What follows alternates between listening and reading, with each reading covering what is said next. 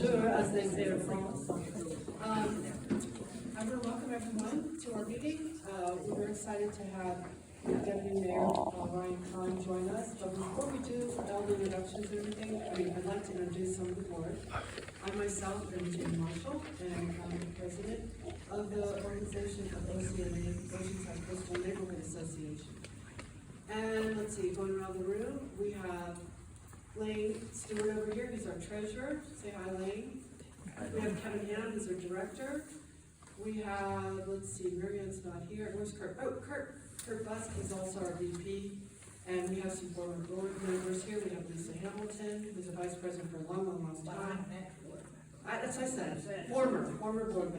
And also Michelle Barn-Goulier, who is also collecting signatures for a parking permit in a specific area of Oceanside. Which, if you don't mind, Ryan, we're going to let her just do a little quick update. And let's see. How many of you came because of our green flyers? What? How many of you came to the meeting because you got a green flyer? Great. How many of you came because you saw our emails? Great. How many of you came because you saw it on Nextdoor? Facebook. Okay, great, Val. Okay, wonderful. Well, we kind of do that every month just so that we make sure that we're reaching the right people the right way. And Joan, you had a comment quick? Oh, I'm just saying I'm past president of Oh yeah, I'm sorry. Chuck Rock was past president. Yes, very sorry. As well as Kurt is also past president. So Michelle, would you like to come up and give us a little update on this? Kind of give a short overview of what it is. Yeah, I'm just going to pull up everyone that's been working on this too. I'll get introduced to the people and represent cases from everyone. You guys want to come up? So I'll keep it short. Sorry to do this just a few minutes. So I wanted to quickly introduce the team. These are your, come on up. You guys have been working so, come on. So I think some of you heard me speak during the last OCNA meeting, but we are collecting signatures for a petition to get permit parking for our neighborhood. So this is Seagaze to Missouri and Freeman up to South Nevada Street, set neighborhood that the transport department gave me. To give you background, my whole idea was just to have a larger discussion about parking for our residential areas. And I went through the process with the city, and the transport department kindly informed me I have to first get 67% of signatures in my vicinity, which has been quite a task the past 5 months. The great news is the tally right now is we have 148 signatures. Thanks to the work from Triana and Isabel and Elias, we've managed to get that many. We only have 39 left to go. Yes, so we're very happy. And the next steps, for those of you who have already signed, thank you, we'll submit this to the transport department and then get on the agenda backlog list to start having the discussions with the city and figure out what a good solution will be for our community as they start building the Seagaze Tower and working on the highway easement process where they lower lanes. A lot of these things are going to start impacting us even more. Just hearing the stories from people that have to walk in the dark blocks away that have disabilities. I'm hearing terrible stories about people with sicknesses having to only do groceries a certain day of the week because if they don't, they won't be able to park and walk up to their apartment. So there's some harrowing stories we've collected. But thank you to all of you. And if you do live in that area that I just mentioned, please stop by to get signatures. So it's Seagate on the north, but what's the southerly boundary? The Missouri. What is it? Missouri. Missouri, okay. The end of that point. All right, thank you, everybody. Thanks.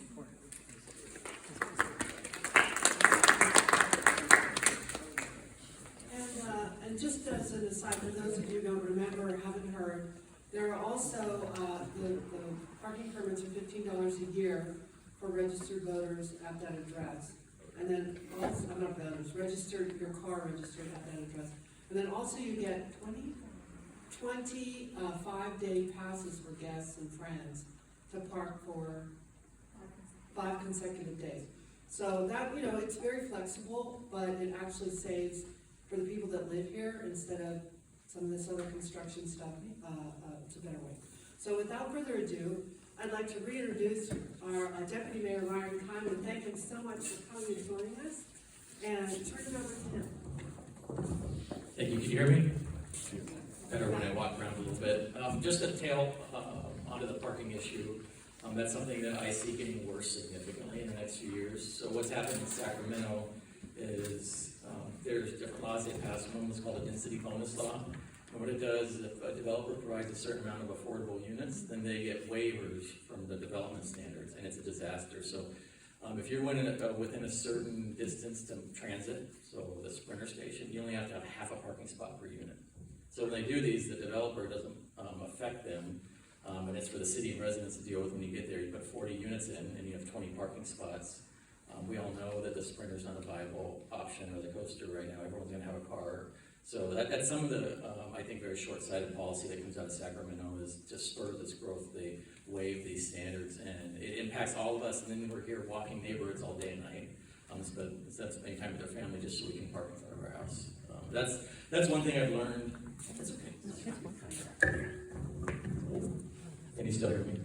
One thing that, as I've made policy, I wish Sacramento would pay attention is to think of all the unintended consequences when you do something. And they make these laws for 40 million people, and it could be someone in Sacramento or the north part of California who's making a law that impacts us down here. A lot of times there's a lot of unintended consequences, and they just seem to do a contest for how much legislation they can write every year. So that's a little off topic, but it's an issue, and I anticipate having more of those. So I want to start off. Who knows what SANDAG is? The San Diego Association of Governments.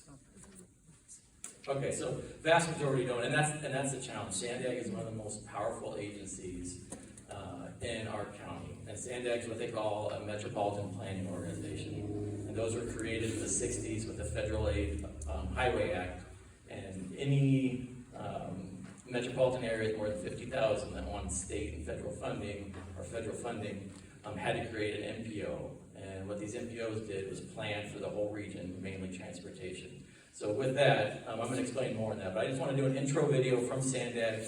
This is what they presented to us a few meetings ago, and it's basically an overlook of what they're doing the next year. And I will also explain this and go, I am the city's representative for SANDAG, so I represent Oceanside down in San Diego and try to get our transportation priorities fixed. So go ahead.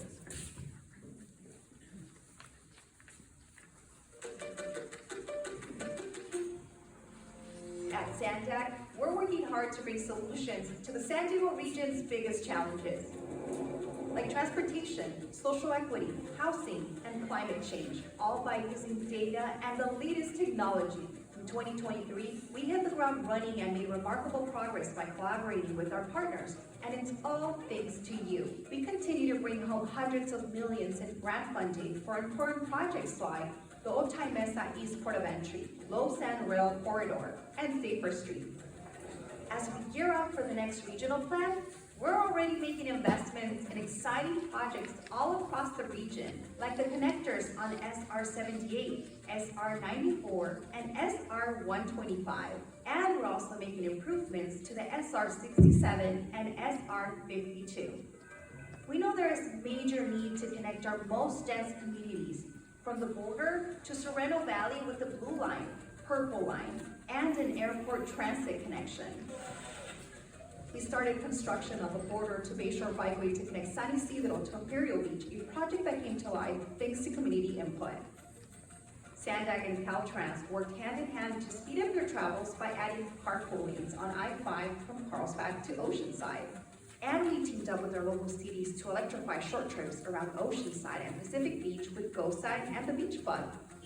I do believe that this is an investment in our youth and in the future of our community. We heard you, and we extended the Youth Opportunity Pass for 2 more years to provide free transit for anyone 18 and under. We also celebrated the 35th anniversary of Transnet, our local half-cent sales tax that funds transportation projects in your community. And the best part, every year we bring that money back to each city and the county to help with street improvements while boosting specialized transportation and other programs. The San Diego region thrives when we work together. So, from all of us at SANDAG, thank you.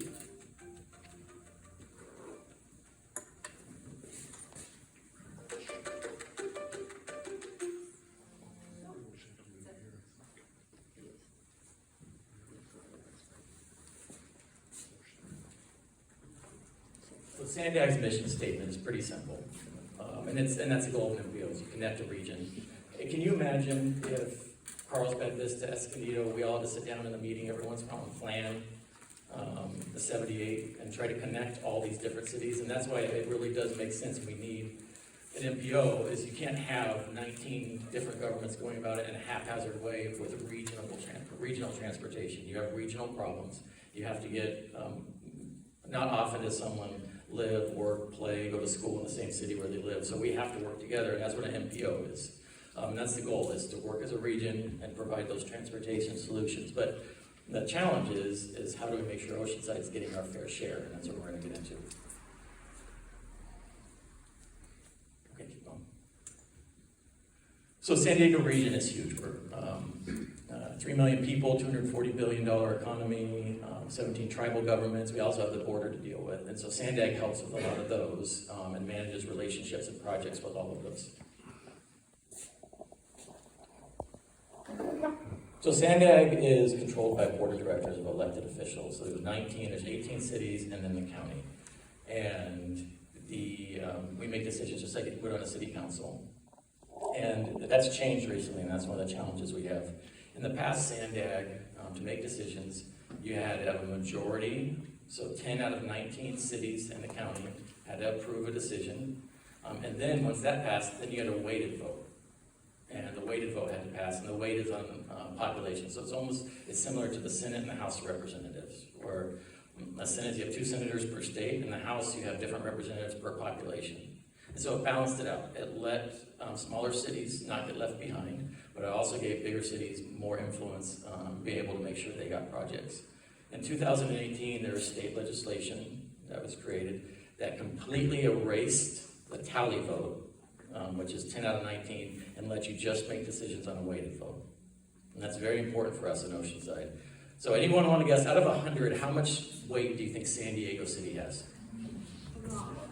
Take a number guess. 43%. So one city almost has a majority.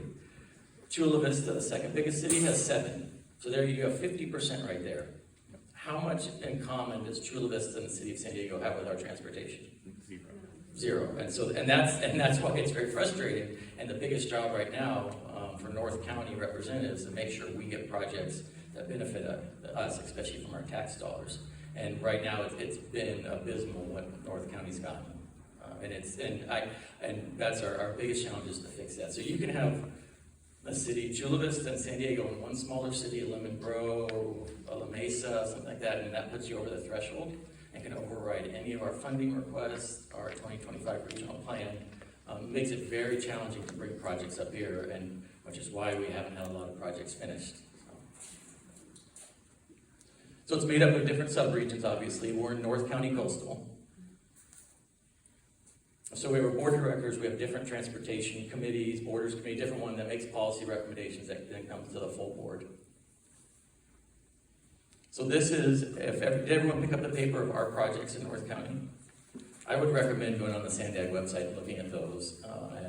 We also have our city's priority projects that we passed out from our public works director. Gives you an idea of what we are trying to get done, what we're working with SANDAG to fund. We have them here. We'll get them out.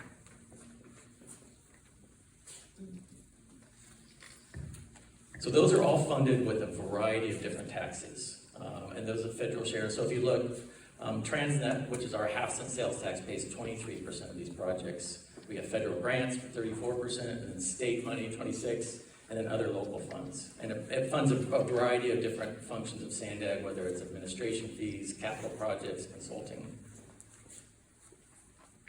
So this is where we get to SANDAG. That funds a big chunk. That comes from a half-cent on our sales tax, all of us, and it funds a big chunk of our projects. And this is what SANDAG's been, we did a 40-year extension in 2004. Voters were asked to go to SANDAG or go to the polls and support a half-cent sales tax, which doesn't sound like a lot. But it brings in billions, and the promises made on that were to bring specific projects to North County. And that's why people voted for the project, and that's the challenge. And so far, right now, we're lagging far behind in those projects. So we have The first one is 3.8 billion. The one so far has generated 4.4 billion to date. And that also helps us get state and federal funds. But when we pay our sales tax up here, it doesn't mean that we necessarily go through a project up here. So in 2004, when we voted, this was our ballot language. To relieve traffic congestion, I-5, I-8, I-15, you'll notice 76 and 78 are in there as well, right? Everyone enjoys going east on the 78 to get on the 5.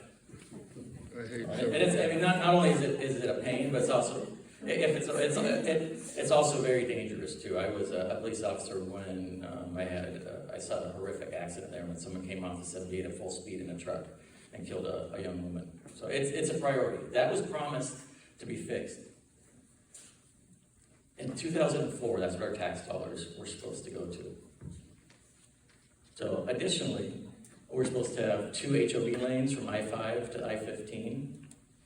We're supposed to, and this is an important one, the top one, we're supposed to have 4 managed lanes from the 805 to Vandergrift. Vandergrift is the same as Harbor Drive 76. Where did those, anybody know where those purple lanes stopped? Carlsbad. So we haven't gotten those yet. Okay, and that's the challenge we're fighting. And if we go forward, you're going to see how frustrating what we fight for to get that stuff for our city. So SANDAG, the 19 of us vote on projects and where that money is going to go. And so when we have weighted votes that prioritize projects down in southern San Diego, it really leaves us without the necessary funding for some of these big projects. And additionally, we also seen, these are more projects that are, see the red check mark, future projects. These are road projects that have not been funded, they haven't had the environmental done, the engineering, anything else, and they're just kind of hanging in limbo right now. So our priority projects, please pick it up. We have several. Our biggest ones that we have in SANDAG right now are the 78 and the I-5 things, but we want to get other things done. Coast Highway Corridor, the Inland Rail Trail, some grade separation on the 76 so we don't have so much traffic. So this is where the big shift happened. In SANDAG, before 2018, we were more focused on actually common sense infrastructure, roads, mass transit where it worked. And in 2018, we had a new director, CEO of SANDAG, who came in. And he was a visionary. He said, we're going to do these 5 big moves. Nobody's going to use cars anymore. We're going to put all our money towards transportation projects, mass transit. And that's it. So it was a mandate from the CEO of SANDAG, you will spend all your money on transportation. So we saw these projects that we were promised that we're getting taxed for, and we're not getting any more. As you can imagine, it led to a lot of frustration. But we are 4 or 5% of the vote, and other North County cities, even together, we don't get a majority. It's tough to affect that change. So these are, he called it these 5 big moves. Do we have the next slide of those? And these are the priority projects. So you see LOSAN is a Los Angeles, San Diego, San Luis Obispo train going here with the problems with the tracks we have to move. Otay Mesa, Port of Entry, a central mobility hub, which is essentially a multi-billion-dollar one-stop place for transit to go in and out in San Diego. It was originally located at Navor on the 5.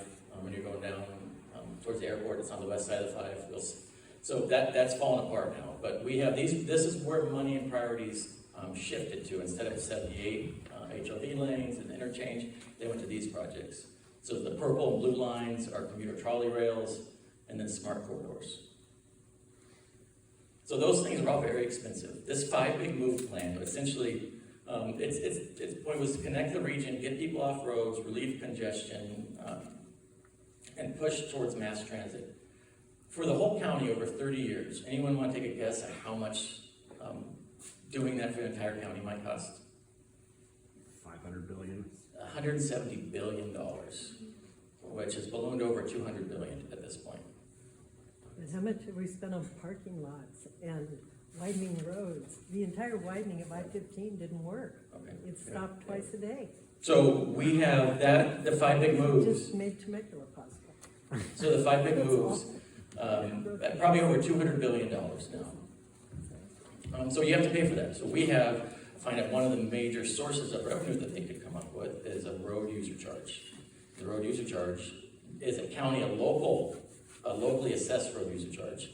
And so I would eventually assume that road user charge is gonna happen to everyone when gas cars are less common, if we all go to electrification.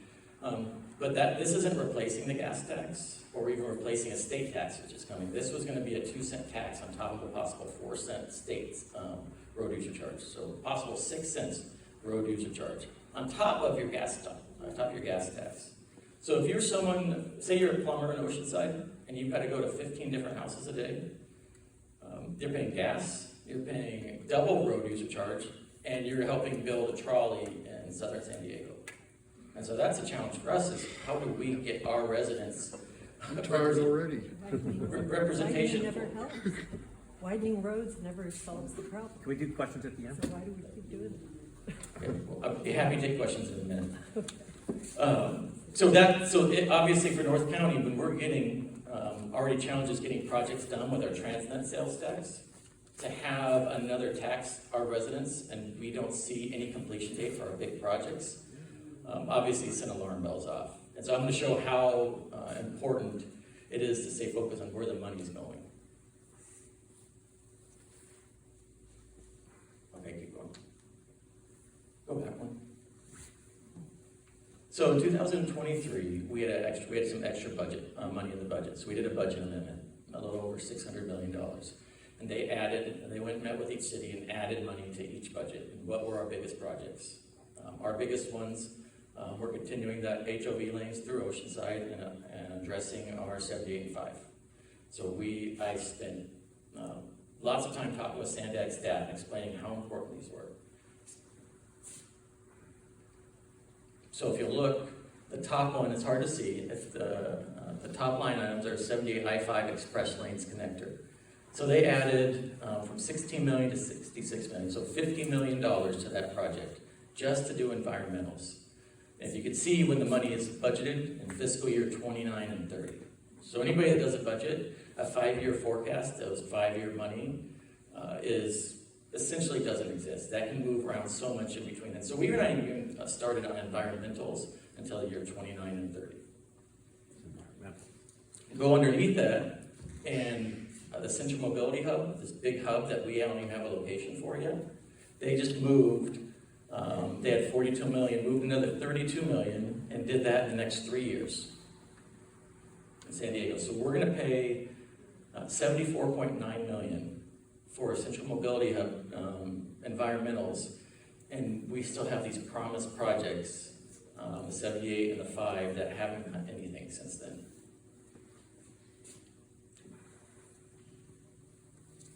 So 78 HOV lanes, we didn't get any extra money for that.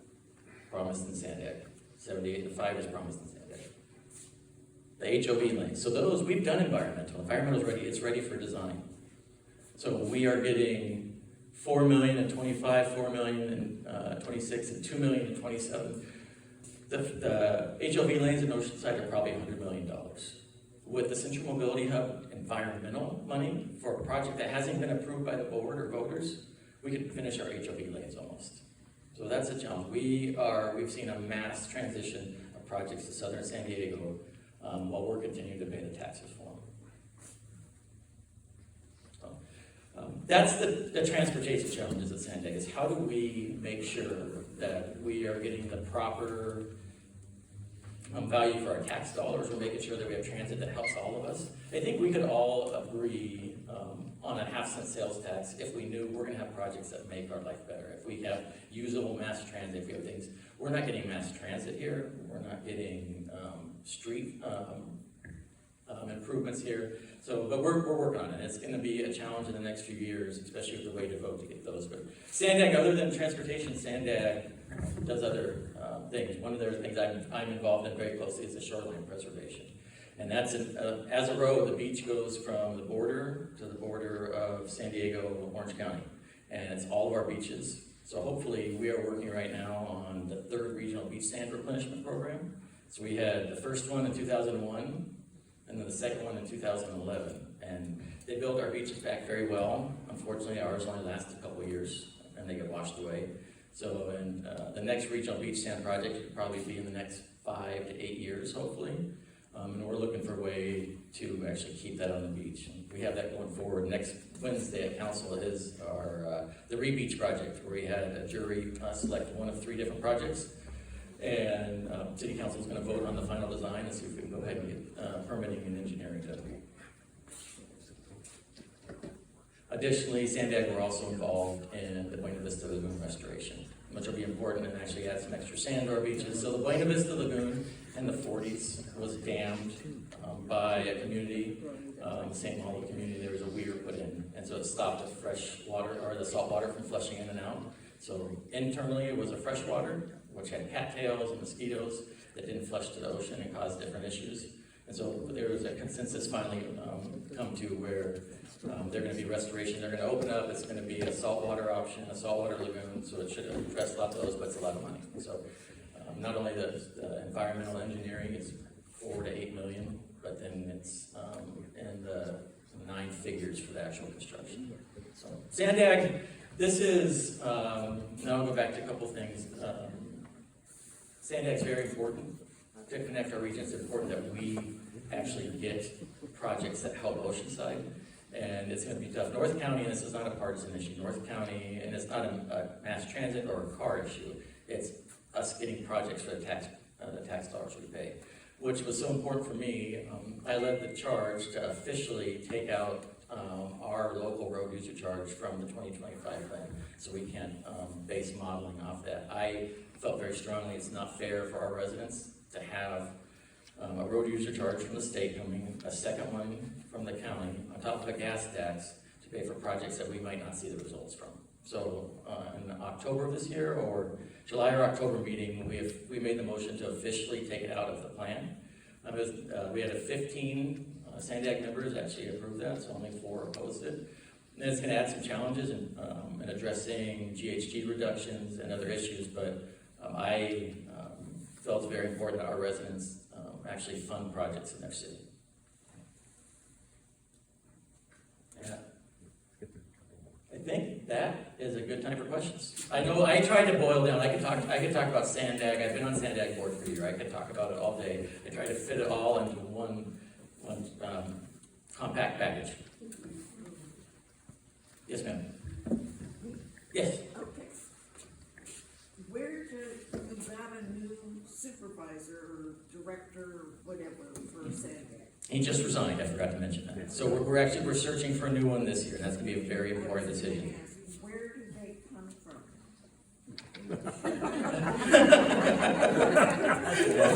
That's a very good question.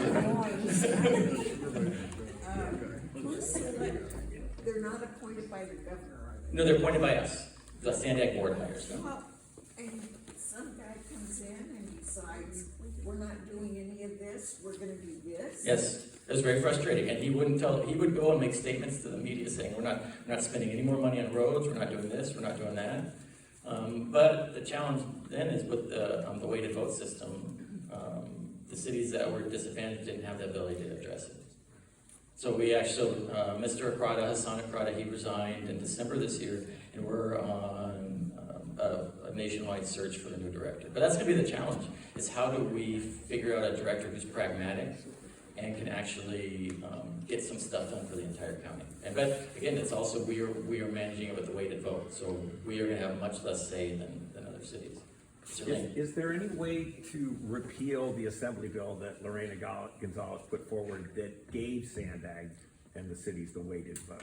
There's a handful of California, there's a host of California legislation I wish I could repeal. Is there any way, though, you have to persuade an assembly member to put You that have forward? to, the assembly, the California legislature have to do it. Okay.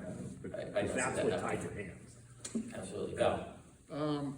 I will add one thing. So our board chair, Nora Vargas, she's the county supervisor, the chair. She's made a promise not to use the weighted vote. So she's been going by, and it was used once in the beginning of the year when we got up and left to try to break a quorum. But that's so far that stayed the same. So we are trying to get to a consensus, but it's going to be when there's projects and if Oceanside gets left out, we got to put our foot down to make sure we get what we deserve. Lane. Yeah, we've got, state tax, state road tax, county road tax, now city road tax. And how many times are we gonna get taxed? And then the other question is, what is Caltrans about? Are we paying Caltrans and SANDAG?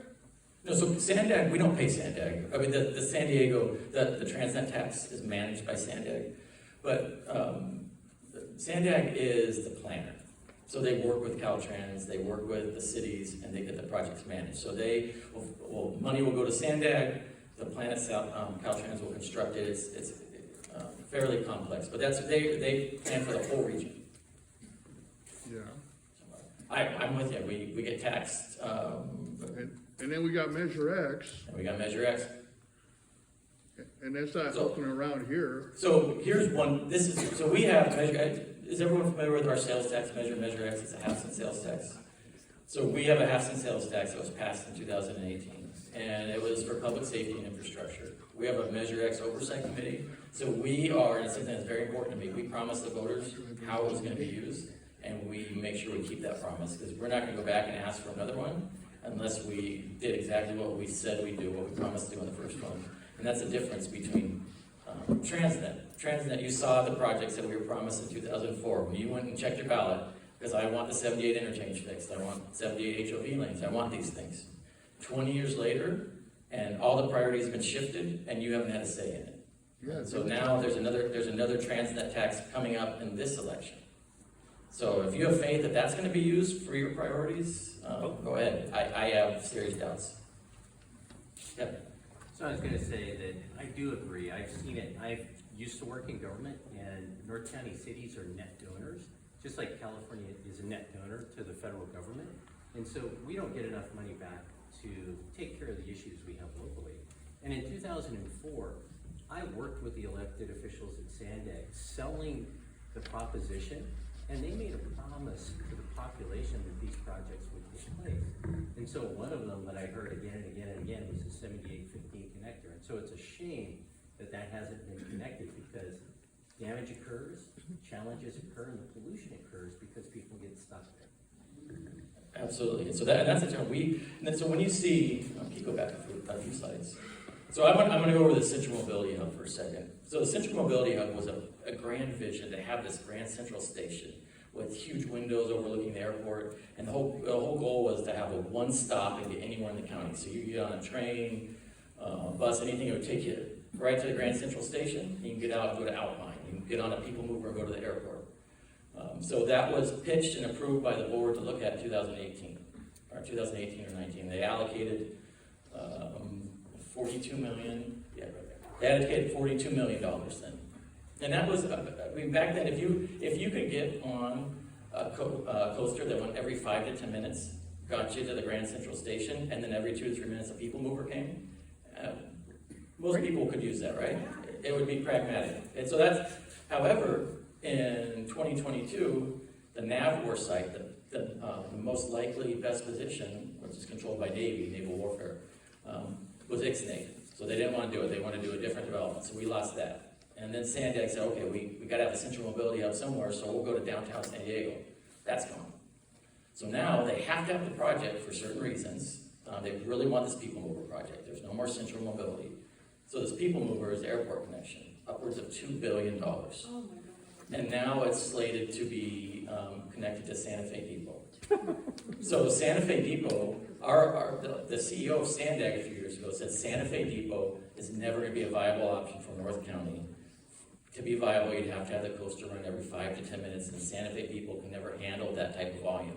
That's the CEO of SANDAG said this, and now they're pushing forward with $74.9 million to do environmentals when that could fix a whole host of our problems, which hence the frustration. We see that money going in those first 2 years, and then you look up at the 7895 and you see 25 million and 25 million at years 29 and 30.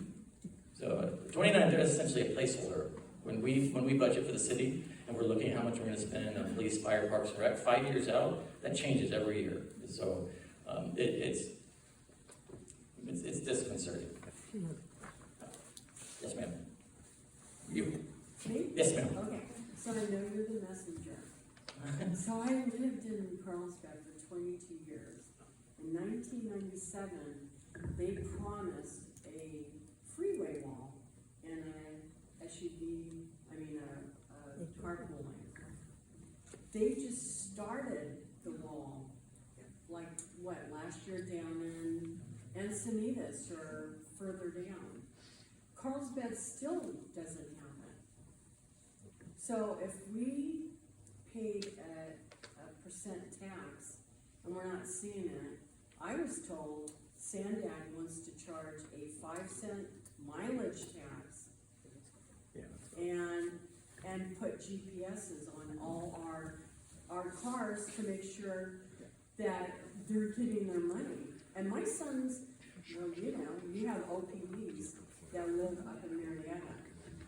The burden that our first responders and people that work, like you said, they don't live where they work, the burden this is gonna put on people, hardworking families, is really wrong. So as she said, that was the challenge. To pay for this 170 billion, 200 billion project, we needed an extra funding source. So sometimes it's called a mileage tax. It's officially called a road user charge. And the media it's usually called a mileage tax, but a road user charge. And what it was there's likely going to be two, one from the state, and you're going to have a local one that could have totaled 6 cents. So 6 cents a mile, and to fund a big project. And there's more to the road user charges also to deter people from driving to lower greenhouse gases. So it's a multi-function fee, and what I disagree with, and I think the majority of Oceanside does as well. I really want to see us get projects done. And when you see, that's a glaring difference of where the priorities are. So the Central Mobility Hub that doesn't exist, that is a concept thought up 5 or 6 years ago out of the blue. The top one, the one that money's still not there, is a voter promise promised 20 years ago. Those are huge differences. As an elected official, if I tell you I'm going to do something with your money and I don't do it, then don't vote for me. So it's very important. You don't go out and get somebody's vote and not go through your bounces. Ms. Bachman. So, a couple of things. They built a gigantic rental car thing right at the end of Washington Street down in San Diego. So that should have probably been the mobility hub, but somehow old thinking came in and it's a rental car place. And it was horrific to watch it get built while we have a homeless crisis. They built And I can't speak for San Diego planning issues. So, but that's one thing. When we're talking about all this money, I mean, they did that. So we know that widening roads does not help traffic. The real tax. And I have to fundamentally disagree with that, but that's okay. We can disagree. It doesn't. Okay. They just fill up. The other thing we know is that for every car in San Diego, there are 5 parking spaces. So we know we cannot park all the cars. Doesn't feel like that when I'm in downtown Oceanside. I'm just saying, so we don't really account for these things. So a lot of times I'm hearing these false choices, that it has to be this, it has to be that. Why didn't we just convert lanes to HOV? Why do we have to widen the freeway? In the Bay Area, they just simply put up signs, and we were not allowed to do that. So when you talk about all this money, it's money that somebody decided to spend in favor of cars that generates more cars. So when do we stop, and how are you going to stop that cycle? Well, I'm going to make sure that we actually get funding in Oceanside that helps our projects. So I'll stay on topic here. I want to make sure that we bring money up that does projects in Oceanside. And whether those are, we brought we got money from SANDAG for the flexible fleet, the Oceanside project. Has anyone used that? Yes. Yeah. So I think we can. At 10 and your meetings don't. I got stranded at City Hall. City Hall's not that far away. So, but that's a good thing. These are things, so when we were looking at spending $2 billion, so we're gonna have a people mover where we have to take a coaster once an hour.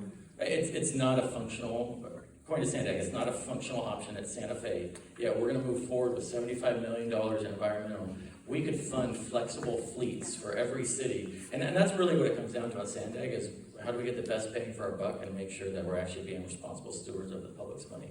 In Oceanside, I'm used to running a very bare bones city. We have half the per capita tax revenue as Carlsbad almost. So where they have an 8-person communications team, we have half of a management analyst. And so they have a chief innovation officer and a chief technology officer, and we've got technology somewhere. I don't know how. We have Windows 95 and some computers, but we really do. That's something I'm proud of in our city. Is we really give you the best bang for your tax dollars with our cops. We pay our cops well. We try to have as many as we can. We try to train them well and keep our city safe. We focus on the meat and potatoes issues that cities should. So at SANDAG, I want to do the same thing. I want to get our projects from 20 years ago done. Lane. Well, regarding Measure X, it comes up in the ballot this coming November.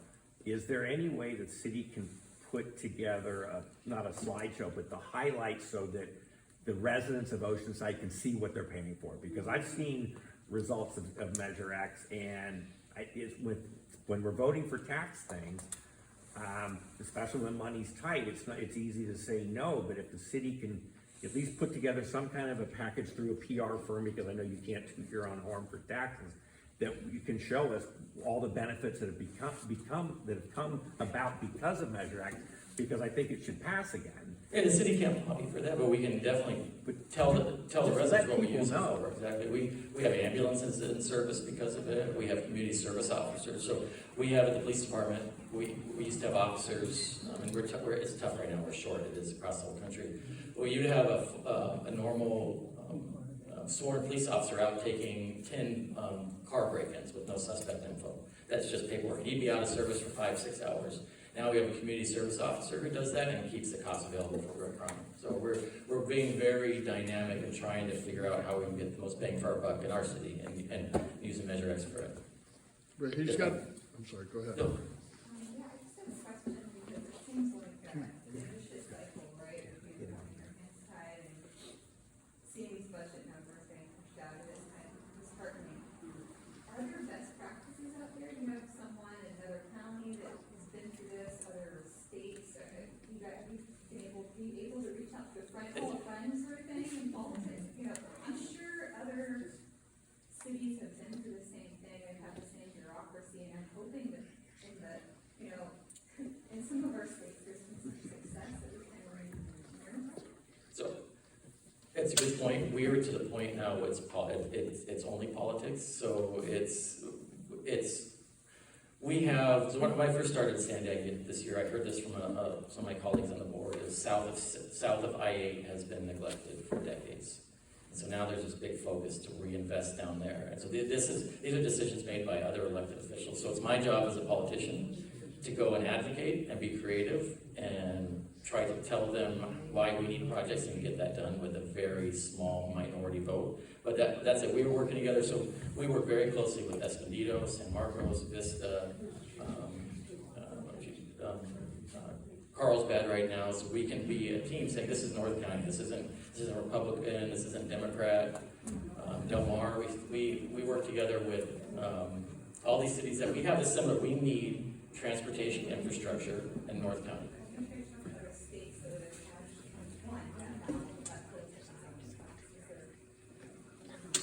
No, I think we have a unique, and I reach out with a lot of different areas with public safety in our city. This is very unique to how we manage a weighted vote system and to get projects in North County without the political capital.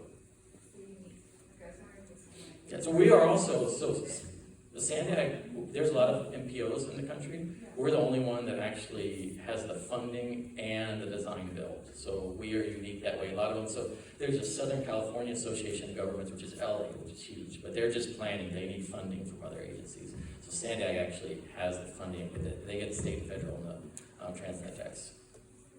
Yes, ma'am. And then what time do you need me to stop at, Jane? If you have like maybe 1 or 2 more questions. Okay. Yes, ma'am. The coast highway improvements, is that part of the SANDAG? I mean, the funding for that. I went to the open house and, they had nice renderings of all the businesses, looking beautiful. Well, if they do that and they're gonna have parallel parking like there is now, you're gonna increase the traffic. The parking situation for residents is going to implode. There won't be enough. So how Does that funding come from SANDAG? So I don't know what share comes from SANDAG, what will come from our development impact fees. So it's gonna be a mix depending on what part of the project it is. So I'd have to get back and tell you exactly what money comes from where in that specific project. So to get back to his question, the Measure X, is there any way to get, like, I think what he's talking about, is it like an audit of what's being spent where? Yeah, we can, we have that. We can tell you, we have a Measure X, I get reports on it quarterly, so I can tell you exactly. But, and we, Measure X has been, for me, it's given us a lot of flexibility to address problems, whether it's homelessness, and it gives us, Infrastructure. infrastructure, it's First yes, it's a, offenders, first responders. we can really, it's almost like a special forces type fund. We can use this, we have this money, we can use it for these real specific acute problems and address it right away, and we've been very effective with it. And that's what's something we need to show is what we do with your tax money. We don't go and send it on a train down to San Diego. So we use it. I mean, you get firefighters on EMTs on the street that get to your house faster, and then, you get cops taking reports faster. And then just one more question. How often does SANDAG get together to talk about or Luckily, I vote think it was on? tomorrow morning. We'll be down there at 9. Oh, is that right? Yes, I do. Every 2 weeks we meet. So, and I know this is not a doom and gloom. We are in a tough position, a transition. We need to make a good job in hiring a new CEO. That's going to actually have some leadership. We had a very aspirational CEO before, and instead of fixing our immediate issues that we needed to get under control, we were doing a very expensive, I believe, unrealistic plan. The 5 big moves, what we would have gotten out of that was a double tracking of the Sprinter for billions of dollars. So what we'd have gotten is double Sprinters. Who uses a Sprinter?